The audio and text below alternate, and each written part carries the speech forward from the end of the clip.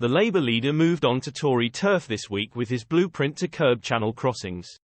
European diplomats have ridiculed Sir Keir Starmer's plan for a new migrant returns deal with Brussels. The Labour leader this week unveiled proposals on the small boats crisis, including seeking an agreement with the EU. But EU sources said there was absolutely no question of helping the UK until the bloc has its own house in order. One EU diplomat told The Times, "The EU's asylum system is broken. Internal negotiations have now dragged on for more than 7 years without an end in sight. There is absolutely no question of helping the UK until we have put our own house in order."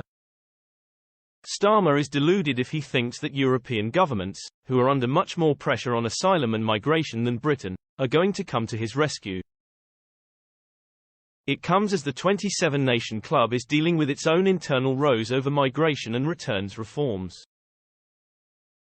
A proposal by the European Commission for a scheme that would require all members to accept a quota of asylum seekers entering the bloc has stalled due to opposition from Central and Eastern European nations. Sir Keir's small boats plan, which also involves treating people smugglers like terrorists, has sparked a political battle with the Conservatives. The Tories have seized on the suggestion that he may accept a migrant quota from Brussels as part of a returns deal for people crossing the Channel.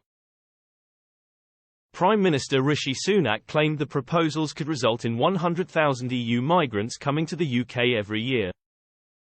Meanwhile, Home Secretary Suella Braverman said the Labour leader would let the UK become a dumping ground for Europe's migrants. And writing for The Express, she warned Labour's dirty deal will surrender Britain's Brexit freedoms. But Sir Keir, who has refused to be drawn on the number of asylum seekers he would be happy to take in from the EU, said the response was typical from a government that's completely lost control of the situation. He said, "It's embarrassing that the government is pumping out this nonsense. I can only assume it's because they've got nothing sensible to say on the issue." The Labour leader visited The Hague, in the Netherlands, yesterday for talks with the EU's Europol law enforcement agency.